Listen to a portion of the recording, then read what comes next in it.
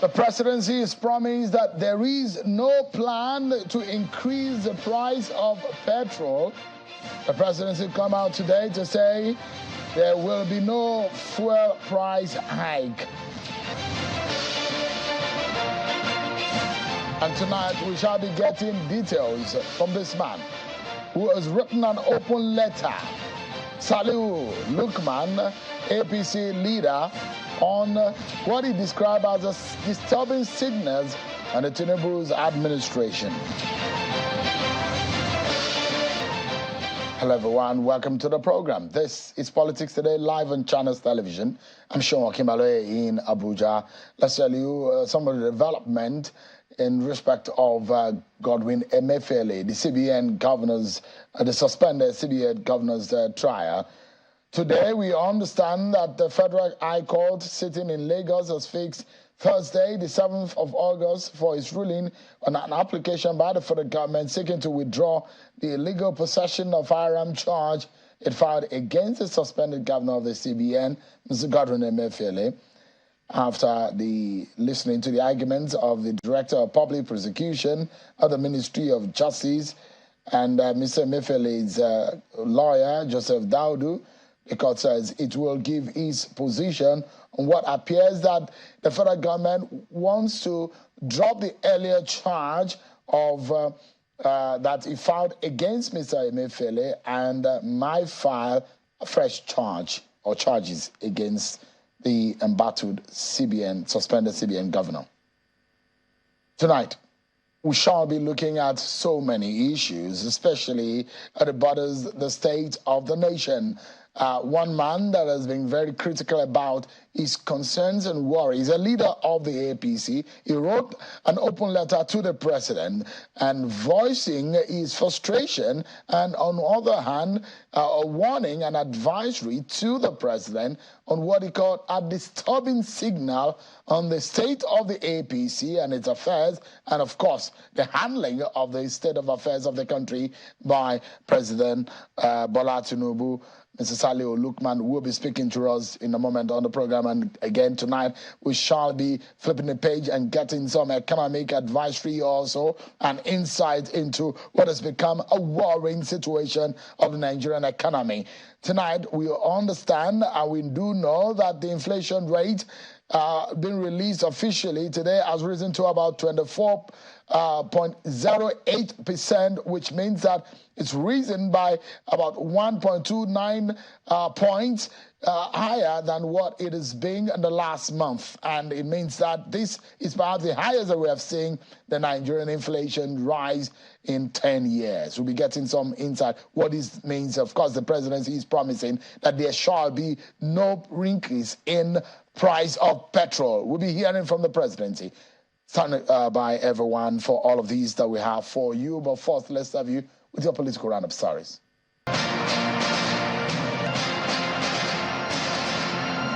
The former governor of Rivers State and minister-designate, Mr. Nyesom Wike, has visited the new APC national chairman, Abdullahi Ganduje, today at his residence. The minister-designate met with the APC leader alongside some Rivers State politicians to felicitate with him on his assumption as the chairman of the party. The governor of Edo State, Mr. Godwin Obaseki, says he does not regret empowering his deputy, Philip Shuaibu, and giving him a free hand to carry out his official duties. He said this during a political meeting at the government house in Benin City, the Edo State capital, as Mr. Obaseki continues to explain his own side of the story over the rift with his deputy on impeachment allegations, a matter that is still in court. Governor Obaseki added that Mr. Shuaibu abused the rare privilege of visibility in office, which has given him prominence among other deputy governors in the country. Because you now create an impression. So that's why they don't allow deputy governors responsibility.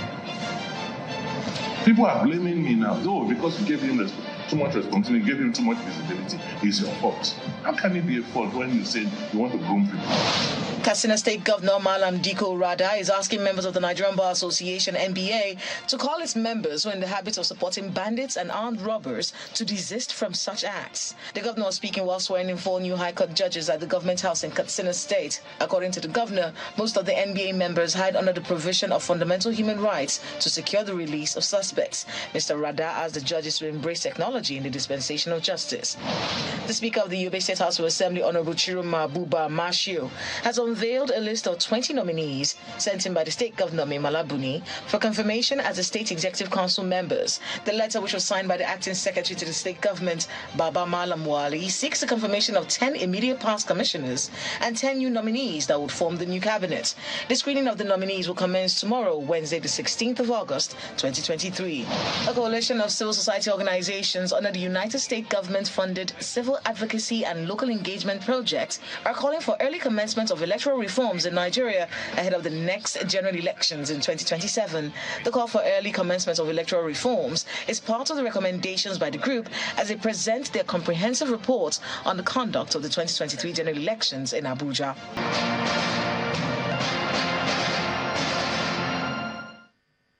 Thank you, Need, everyone, for staying with us on the program. So many stories coming in that we need to deal with tonight on the program about what the presidency is saying, promising that there will not be any increase in the pump price of petrol. As there have been speculations in that respect. We'll be getting some insight into that.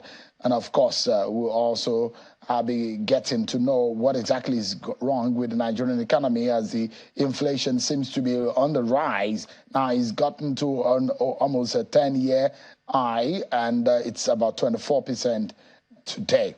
Now, yesterday it came to light that a leader of the APC, Malam Salihu Lukman, who is a deputy national chairman of the APC, had written an open letter which he tagged disturbing signals to President Bola Tinubu, and he was highlighting the situation in the party, the emergence of Abdullahi Ganduje as the national chairman of the APC, the fear factor, and the Muslim matter, and the issue of religion and what it has cost the perception of the APC, the quality of President Tinubu's appointments, and of course the policies of President Tinubu and the expectations of Nigeria. Tonight, we shall be speaking with the man, Mr. Salihu Lukman, who has a very strong background in activism and has grown to become the deputy national chairman of the APC Northwest. He joins us live tonight on the program from Abuja. Thank you so much, Malam Lukman, for joining us tonight.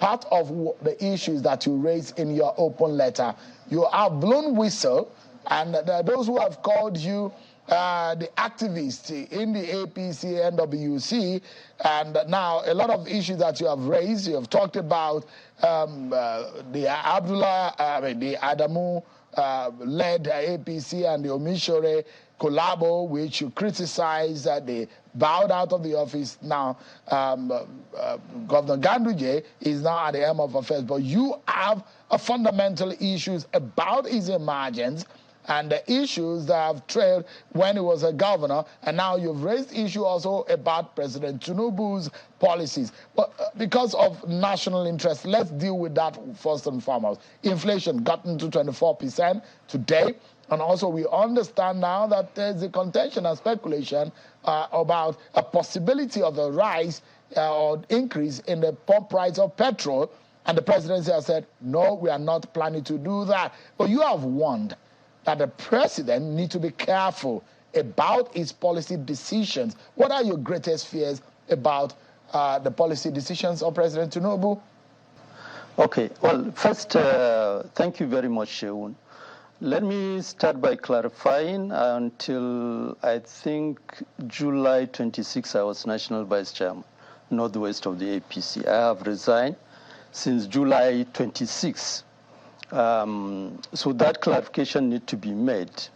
The second issue is to say I raise all these issues because I'm a loyal party member, and I believe very strongly that we have what it takes as a party And I believe President Asuwaju come very ready and very competent to manage the affairs of the country.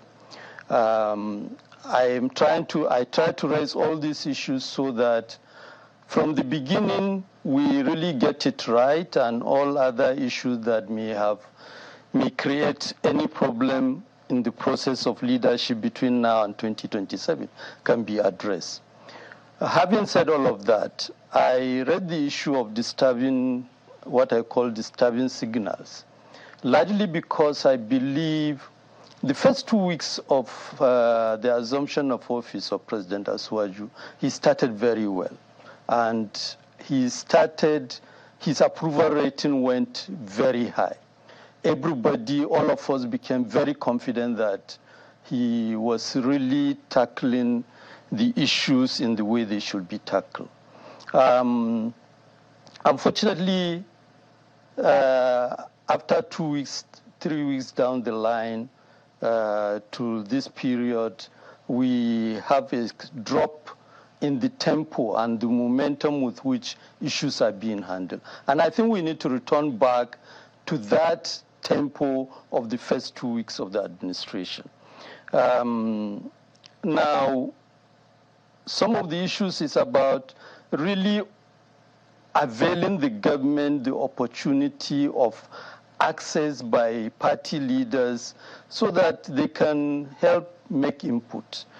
Things are now, I think the government is increasingly becoming isolated, and isolated decisions are being made. And I think these are some of the major challenge. All the issues you raise about inflation, increase in prices of petroleum products, it's because it will appear that we have taken isolated decision. And that if you go back during the campaign, we campaigned based on the agenda Renew Hope. And it was clear, it was a comprehensive integrated plan. And I think that is where we need to go back and roll out all these things. So I think if we're able to achieve that, we'll return back, President Asuwaju will return back to that tempo, and the approval rating will begin to go up, and all the issues will begin to be clarified. At the moment, because isolated decisions have been taken, life is becoming very hard, really. As you said, inflation is going up.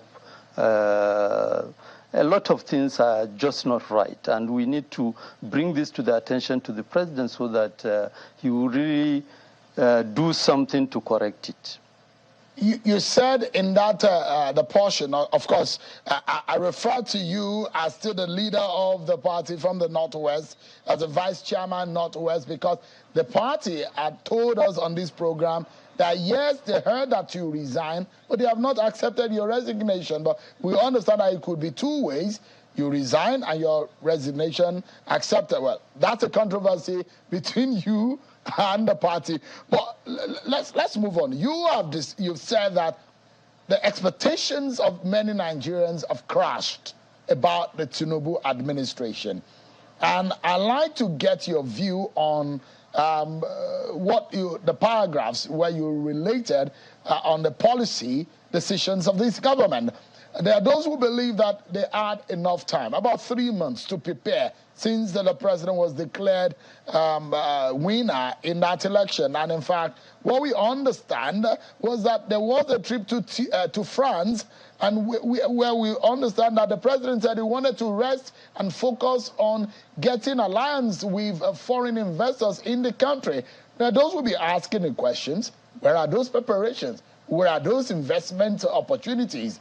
And now, the situation of the country is deteriorating. Yes, positive results, but the initial policy of the government is causing a lot of pains on Nigerians. But when you say they should go back to the very first moment when they got into office, what exactly do you mean about this? What I mean is that there is clearly a plan. I think the process of negotiation to nominate ministers, the process of making some other appointment may have consumed the attention of both the president and many of the people around him. I think now that ministers have been, and that is another story altogether. I mean, like I said, many of us are quite disappointed, and I will explain why in particular myself, I'm disappointed. Because looking at the ministerial nominees, there are, I think, about 6 that are medical doctors. There are additional another 5 that are lawyers. And put all together, you can hardly say this is the thinking that goes into nominating. I think it's just politics that has played out, which is not the Asuwaju we know. I mean, the Asuwaju we know, which we campaign very confidently about, is somebody who, at every point in time, he knows what he wants to achieve, and he knows how to go about getting the people that he's going to work with. And that is the point I made. I mean, when I said our expectations have crashed. But it's not too late. We believe we are raising it so that he get aware about it and do something to return back to the same Asuwaju that we know, which is why in my concluding paragraph I said, I pray that the Asuwaju Bola Ahmed Tinubu, the progressive politician, will be the president of this country for the next 4 years. And I think that is the point I'm making. So Malam Saliu, when you say that there is clearly a plan, is it a plan that was being campaigned on, the renewed agenda plan, or there is because there was a leaked document that I saw about a strategy of almost an every day-to-day strategy of how the early days of the Tinubu presidency will look like, but it doesn't look like that is playing out. But when you say there's clearly a plan, are you privy to a plan that these governors have? Because those who will ask you that they've not seen any plan. What I can tell you I'm privy to is the fact that at least I have over the years observed Asuwaju, both from close range and from a distance. And I certainly know that he is a meticulous person as a leader. And whatever is playing now that is distracting him from the set plan, I think we need to really, really, really draw his attention that he needs to get back to that plan. I don't believe that he got in here without a plan. I believe there is a plan, and being part of the leadership, I am privy to some of the discussions around the plan, and sincerely speaking, there is a plan, I believe. What has happened in the last few weeks, about 6 weeks or thereabout, I think is the process of negotiation for appointment that may have distracted the government from the initial plan. And my appeal, and that is why I said, as a loyal member of APC and as a Nigerian, because part of the problem of politics in this country, and we must address that, is a situation where people are permanently on the election mode. We just come out of election. Whether we like it or not as a nation, the next election will be in the next 4 years. And therefore, we must do everything possible to engage our leaders to get it right so that in the next 4 years, life should get better. And I think as a party, I believe our leaders are committed to that. And I believe Asuwaju, as president of this country, is committed to that. It's up to us to really engage him in a way that he appreciates that he doesn't have much options. Let me quickly add this, and I like a very brief answer to this so that we can move to a long list of other issues. Do you perhaps imagine that there could have been some kind of cabals around the president, some strong hand behind the president that perhaps are distracting him, or perhaps something breaking. Okay, can you hear me now? Okay, I can hear you now. All right. So can you perhaps imagine, because you're talking about a Tinubu that you knew, and now what is playing out doesn't look exactly, or for your understanding and the knowledge that you have of him. Now, do you perhaps imagine, maybe, just maybe, there are some powers behind the power or behind the seat of power that are manipulating the process that is not allowing the Bola Tinubu that you know to function optimally, and perhaps there are some fundamental things wrong with piloting the affairs of this country? Whatever the power that is behind the scene, my belief is that he is ready and he came prepared, he can deal with those powers. What we are doing now, both as party members and as citizens of this country, is to draw his attention to the fact that he needs to really attend to those issues.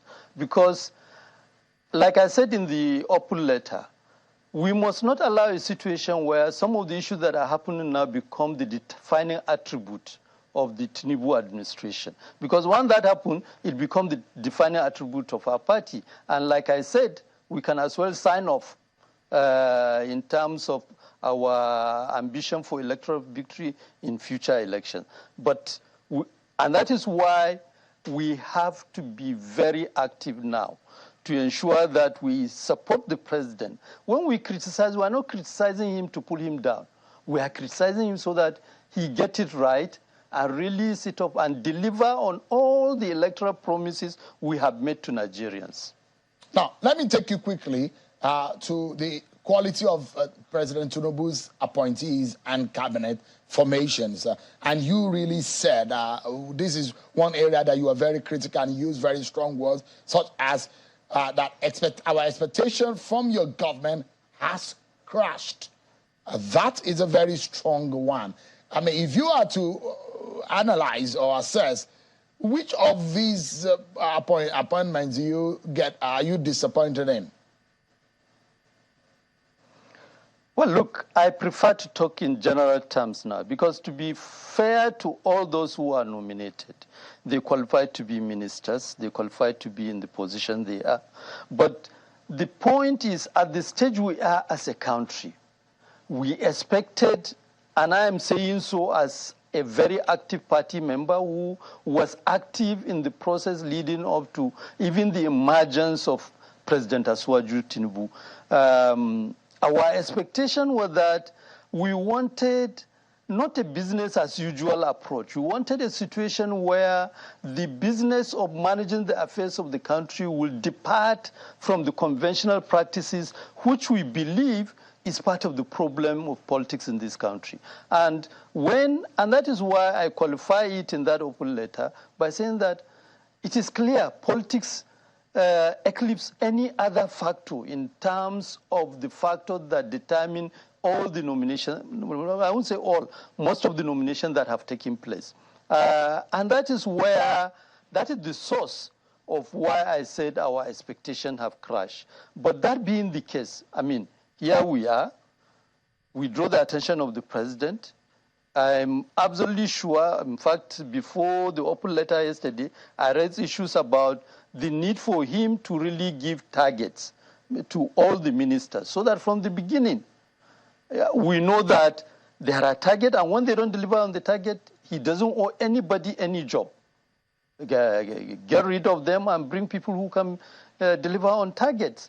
I think once we get him to come back to that level, that playing level, he will begin to correct whatever may have been the lapses with respect to the nominations. Let me quickly take you up on this before I take you to Mr. Ganduje's matter, as you mentioned in your letter. What exactly do you imagine is going on with the nomination of Malam Nasir El-Rufai? Do you think that it was politically or technically pushed out of the scene? Well, look. I didn't want to comment on this because my personal opinion is that, again, politics is being overplayed. You know, if other nominees are cleared, I don't see any reason why Malam Nasir will not be cleared. And sincerely speaking, the earlier we reduce political consideration in terms of determination of decisions with respect to appointment, the better for the country. That will be what I will say at this point. But I'm just wondering, he's not the only one, though. There are three of them, but it's hinged on issues of security, and that's why their nominations are being pending. But let me take you to Malam Ganduje's emergence and competence. You, are, in strong words, have said that he should not have emerged, and you are relating to his time as governor of Kano State.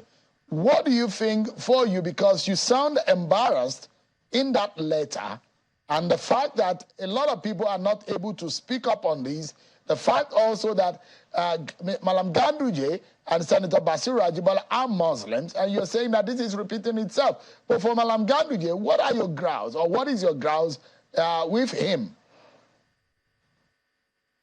Well, first, let me clarify. I respect Dr. Abdullahi Umar Ganduje. He is a leader both in the party and in the Northwest, where I come from. I respect him.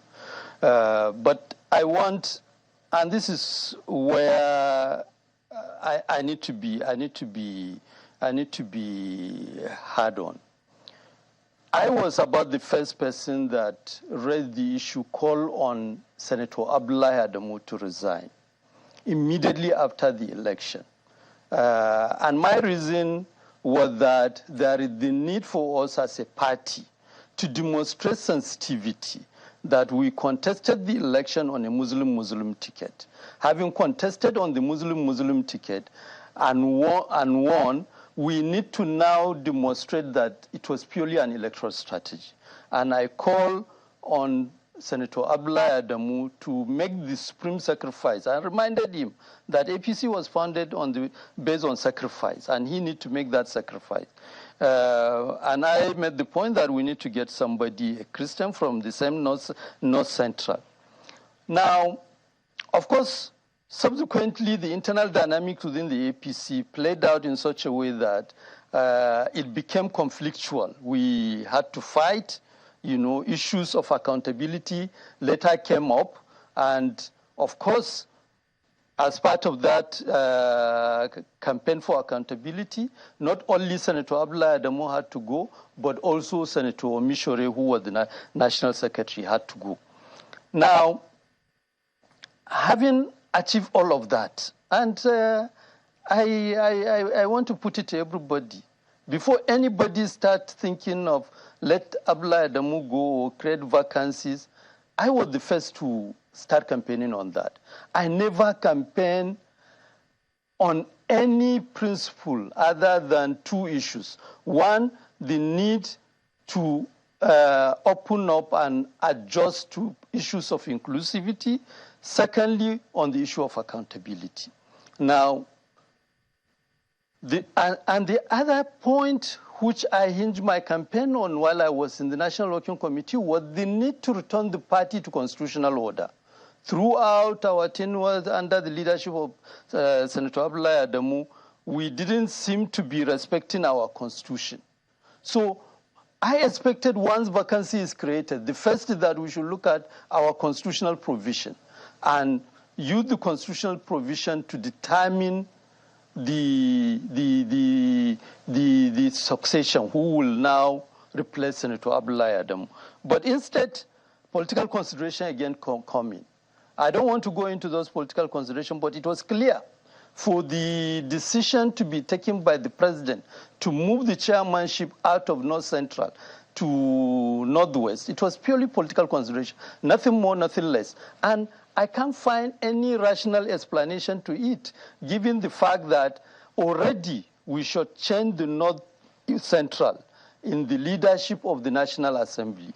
And I felt, and I still feel very strongly, I don't think any leader of this country can attempt to do that on the people of Southwest. But here we are.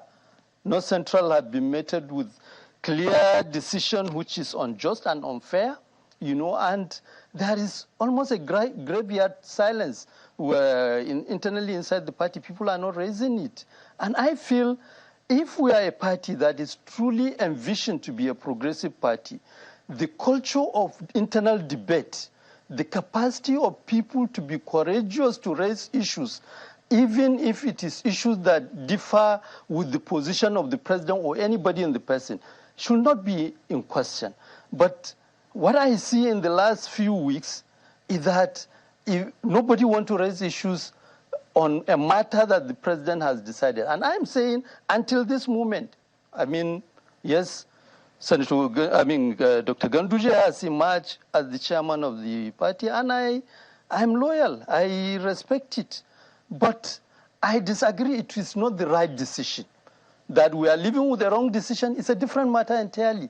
But as progressive politicians, we must have the commitment to continue to engage the issue so that we collectively are able to correct any wrong decisions that have been taken. Malam Lukman, you also raised the issue about Malam Ganduje, Dr. Ganduje himself.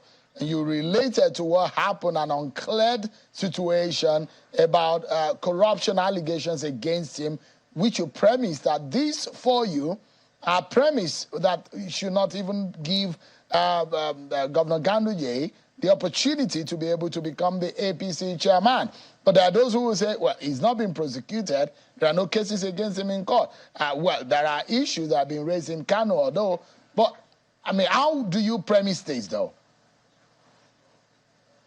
Well, look, my position is very simple. You know, these are allegations, and we must not use it against Dr.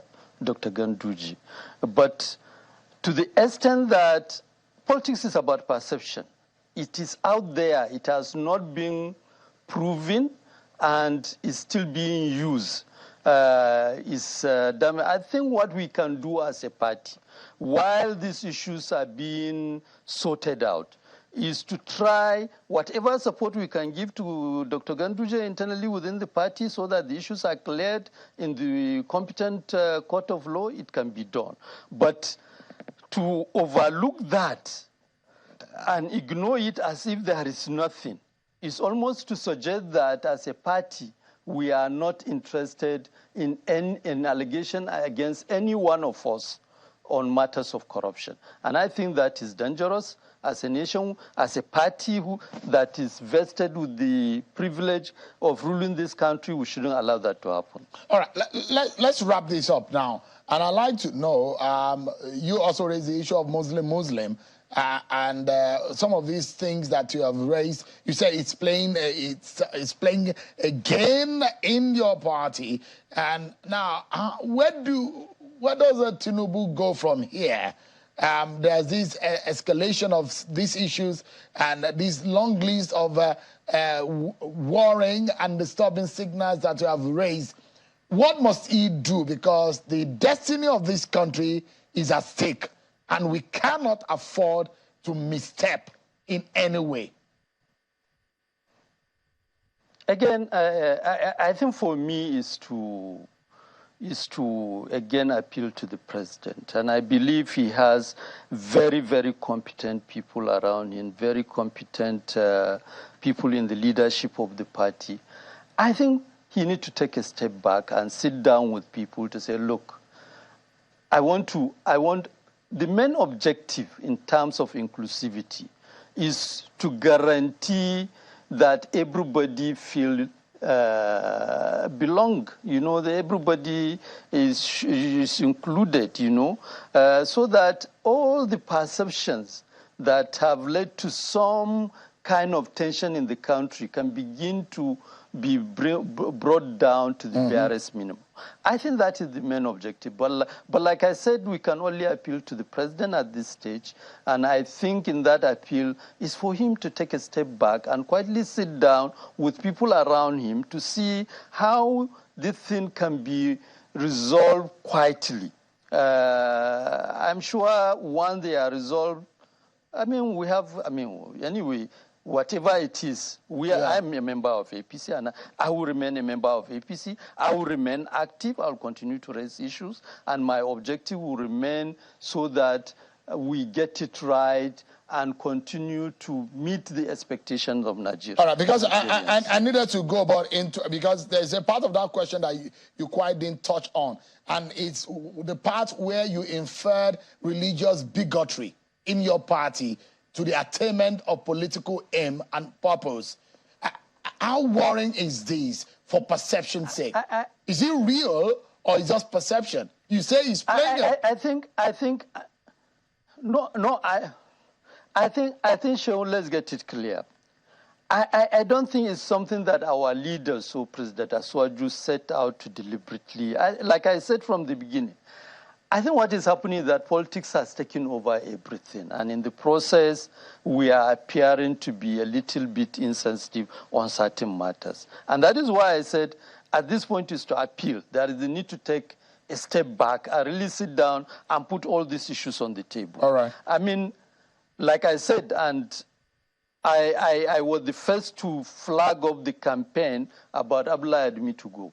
But it's all a question of about responding to the challenge of inclusivity. I mean, like I said in the open letter, sincerely speaking, I feel really, really scandalized that in the process of filling those vacancies, we further complicate our imbalance, by now projecting both national chairman and national secretary as Muslims.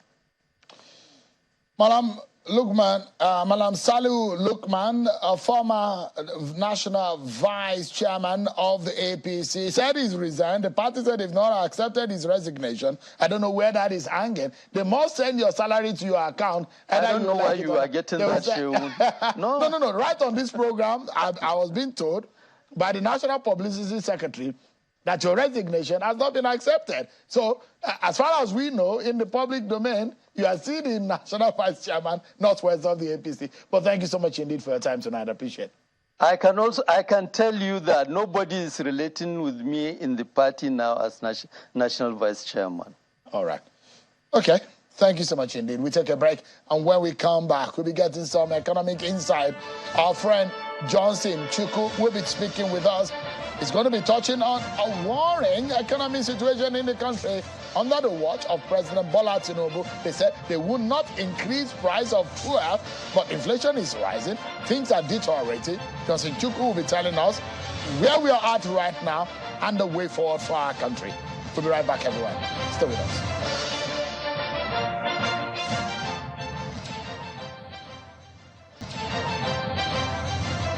So much everyone for staying with us on the program. So we jump onto the matter of the economy. For about a 10-year high, inflation rate has risen from about 22% to 24.08%. That's about 1.29 points. And that is worrying, considering the fact that since the removal of subsidy on petrol in Nigeria, the statement made by President Bola Tinubu on his very first day in office that triggered a lot of shocks on the economic system in the country. And today, the government is telling Nigerians that there shall be no more increase in the petrol price. Take a listen to the spokesperson of the president, Ajuri Ngelale, earlier today. Very recently, from the organized labor movement in the country with respect to their most recent threat. We believe that the threat was premature and that there is a need on all sides to ensure that fact-finding and diligence is done on what the current state of the downstream and midstream petroleum industry is before any threats or conclusions are arrived at or issued. Secondly, Mr. President wishes to assure Nigerians, following the announcement by the NNPC Limited just yesterday, that there will be no increase in the pump price of petroleum motor spirit anywhere in the country. All right, then. So this means a lot, isn't it? Because that statement means one thing. If you say that the market forces will be determining the price, and when government and NNPCL saying that at some point that our hands are off the table. We cannot control the price. But now the government and the NPCL says there shall be no more increase in the pump price of petrol. What does this mean? Let's get an expert to give us insight into this. Mr. Johnson Chukwu is the founder of Carrier Asset Management Company and economist, joins us live from New York. Thank you so much, Mr. Chukwu, for joining us tonight on the program. Thank you for having me. Yeah. So, and I'll start from that before I go to the issue of the inflation rate. Now, the statement coming from the spokesperson of the president that there will be no increase in petrol. Does this mean that subsidy is coming back through the back door? Exactly. That's exactly what it means. It simply means that as it stands today, the market forces that we are supposed to be determining the price of petrol has been suspended. And it's also the more one aspect of it is that the pains we've gone through to eliminate subsidy has actually been for nothing if we are suspending those factors. I think what the government should have done is to address the reason why we are seeing such jump in petrol price, which is basically the issue of exchange rate. You cannot allow two variables to move at the same time. The appropriate thing would have been if we had government had been able to have a hang on the exchange rate, then we would have been dealing with market movement, global market changes in the price of petroleum products, that's crude and refined petroleum product, Platts. And then we would have been dealing with marginal increments and marginal decreases in the price of petroleum products. But what has happened now is that because exchange rate has moved from about 400 and something when the exchange rate was harmonized to almost 1,000 naira, we've seen such increase in the landing price cost of fuel that even at the pump price today, it no longer covers the price of importing fuel. So what that means is that the government has reintroduced subsidy, and then the pain we have gone to move the price of fuel from about 200 naira to more than 600 naira has been for nothing. And that, for me, is a great of great concern. Would you call it policy somersault or government hypocrisy? How would you describe it? Well, what else can you call it?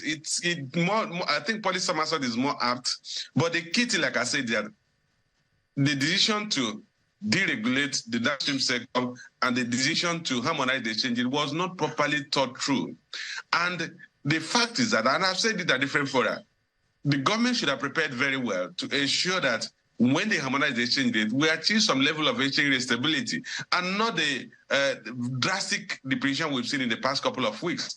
And that's why, like I also said in those fora, that once you begin to see a depreciation in the local currency, you're going to see landing cost of imported fuel at a price that will compel pump price to continue to be adjusted upwards. And that's what we saw. But now, the government saying that they will no longer allow prices to increase simply means if Platts increases beyond the current level, the government has absorbed the difference. If exchange rate depreciates further, the government has absorbed the difference. With effect, the government has reintroduced subsidy. So if you have moved subsidy away and Nigerians have taken this pain over the past couple of weeks and you are reintroducing subsidy, then it simply means the pain we've gone through has been for nothing. Now, so a lot of things have happened, and correct me if I'm wrong, you are the expert here. I see a lot of speculation and a lot of panic in the market, which has affected Forex. It has affected consumption. It has affected pricing of commodities in the market. Government is struggling and battling to control these forces. Government wanted to control things. It manually wanted to re-enter into the market. Things are boomeranging every day, and it looks like a bull in the China shop. Is that the situation we find ourselves? How do we calm the situation? No cabinet yet. Yes, we have the minister designate, but they have not been officially inaugurated. If you were President Tinubu, with a situation that looks like our economy is in jitter and is dancing hip-hop in the fastest mode that it can, where do we go from here, Mr. Chukwu? Well, we start by addressing the mistakes we made. The first mistake was that, like I said earlier, the decision to announce the removal of subsidy and as the decision to harmonize the exchange was done without thinking through it. A couple of things needed to have been done. Let's start from the issue of removing the subsidy. The previous government had planned to take out the subsidy, and they were mitigating measures that were supposed to put in place before the subsidy was removed. One of which that the government had planned to bring in 1,000 buses, about 20 per state capital, to distribute in all the 6 states of the country and Abuja to reduce the cost of transportation impact of subsidy removal. The government had a plan to introduce the issue of CNG powered vehicles. Some of these measures should have preceded the subsidy removal. Now, the current government has come up with, they're going to bring in 3,000 CNG-driven buses. But it will take time to manufacture those buses when you place the order. So I don't see any of those buses coming here earlier than 9 months to 1 year. At that point, the damage on the economy would have taken place, would have already happened. So that's as it relates to the subsidy removal. Measures should have been taken before the subsidy was removed. As harmonizing the exchange rate, the first thing that the government should have done was take stock of the arrears of unmade demand. Matured letters of credit had not been negotiated, payments due to the airlines had not been paid. Then payments would due to or bids for forex by foreign portfolio investors that sold their Nigerian instrument that wanted to exit. They would have taken stock of that and arrived at maybe is it $10 billion, is it $20 billion, and then provision would have been made that at the point when you harmonize the exchange rate and harmonize the higher rate, you would have provided to take care of those arrears of unmade demand. That would have calmed the market, because what would have happened was the market would have had a feeler the government or the central bank had the capacity to meet obligations that they fall due. The problem was that when the exchange was harmonized and those who had arrears of unmade demand had to lock in exchange losses, as you have seen many companies report huge exchange losses, still they were not able to access forex to clear those arrears, and that said panic. That made them move into panic mode, because if you have lost about 40% of your naira value in dollar terms, and then you really can't still access that funding from the central bank to be able to meet that obligation, you will want to access forex at any exchange rate. And then when this will move to the parallel market to exchange rate, the demand in the parallel market outweighed the supply in the parallel market, and then we began to see the currency depreciate. So you have to retrace your steps and say what went wrong and where did we get it wrong? And once we can do this articulation, we can now decide. The first thing we need to do is that the federal government or the central bank, of course, when you talk of the federal government and the central bank, I have to use them as if they are simultaneous, if they are similar or the same entity, because there's no way the central bank can access funding support without the federal government weight. So the first thing they need to do is that the federal government needs to assess funding support, what do you call it, balance sheet support or balance of payment support from maybe the International Monetary Fund or any of the bilateral reserve bank in the world that the government has very relationship with. Yeah. That we use to clear those arrears and restore confidence in the market. Mr. Chukwu, and this is where the likes of Mr. Wale Edun and Zacchaeus Adedeji, who are working closely with the president, will have to perform magic. All their certificates and their knowledge have to come to bear. I understand that these are fantastic human beings in their own right, and they're professionals in their own right. They need to now bring this to bear because the government is trying to make some defense. I'd like you to listen to this, Mr. Chukwu. This is coming from Adams Oshiomhole, a former national chairman of the APC, a former Labour leader, a former governor of Edo State, a sitting senator, who has said that there is an inheritance of a bad economic situation in the country. I'd like you to comment on that. Take a listen to Senator Adams Oshiomhole. The government inherited a terrible economic situation. Everybody knows it. The government inherited an economy in which our total national revenue was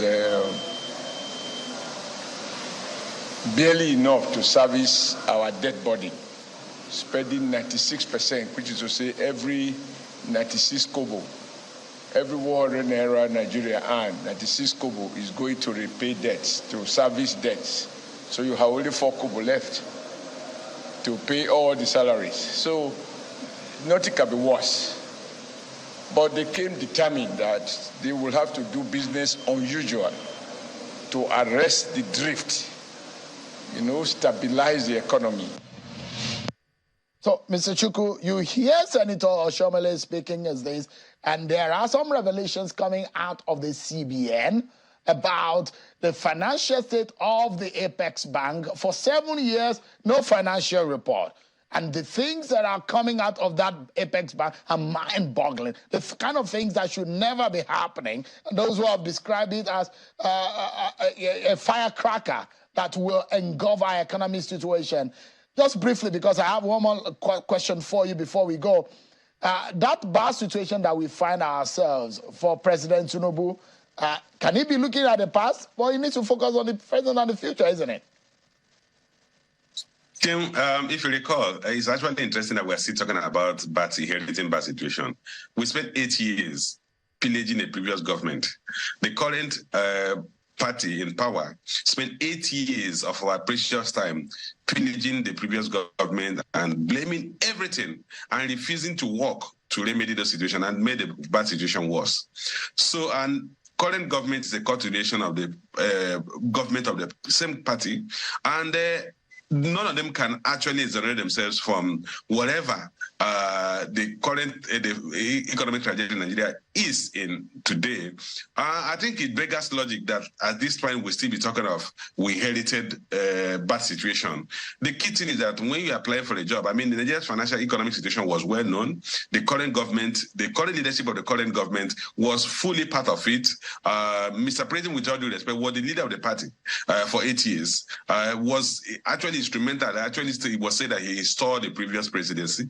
So I don't think we should, at this point, focus on that. Our priority should be how do we change the narrative as a people, because it affects all of us. But to go back and sit back and all we just do is blame previous government, I don't think we should buy into that. That's very distracting for me, and it's actually annoying that we should still be talking about that when we did that for 8 years and our situation did not change. Finally, Mr. Chukwu, I just have about less than 60 seconds to go, but let me show you some of these images that we got from the presidency today, and that trying to paint a picture of the drastic situation that have been that are emerging from the consumption and the regulation process in the oil and gas sector. Take, for example, the images are showing that within the West African, the coastal region, it shows that Nigeria oil, gasoline or the petrol sell the lowest, about between 568 to 630, compared to areas that are Togo, 900, Ghana, 875 in Benin Republic, Niger, 716, 938 in Cameroon, and the rest. And if you look at it, what thing that actually bothers the mind is that the deregulation period, we were talking about evacuation of about 67 million liters of the product. Now, from June, it went to 49 million. To July, it came down to 45, and in August, 44. There are those who will say to you, fantastic decisions the president has made, although with ill timing that has also orchestrated and affected it. But the good thing is that they are in the early stages or early stage of these administration. But if they want to fix things and get things right, what would be that one thing that they need to do immediately? Don't forget, public perception and the fear factor is already in the market. Okay, it's actually difficult to answer to say one specific thing that needs to be done. But let me step back to one of the things you said in terms of the pump price of fuel across West African countries. There's what they call purchasing power parity. So if you look at it in dollar terms, it doesn't really convey the whole message. You have to look at what percentage of an average household income is spent on transportation in Benin Republic, in Ghana, in Cotonou, and I mean in Togo and all those countries. And you have to look at the weight of such in Nigerian for Nigerian household, and then you look at the road network in all those countries. If you want to drive from Lagos to Badagry, it will take you like 6 hours. It's not the same as way in West Africa. But back to what is the one thing that the president has to do? He has to restore confidence in the local currency. They have to stabilize the exchange rate. Stabilize the exchange rate. we will be able to stabilize the pump price of petroleum product. We'll be able to fight inflation or moderate the current inflationary pressure, and we will be able to restore to some extent the purchasing power of average household income so that Nigerians can. All right. Thank you so much. Mr. Johnson Chukwu, economics and the founder of Carrier Asset Management, thank you so much for the insight you have given tonight. The president said, I asked for the job, I begged for it, you voted for me, let me do the job. It's a tough one, and we hope that he gets the job done. Thank you so much, everyone, for watching. I'm Sean Kimale. Bye-bye.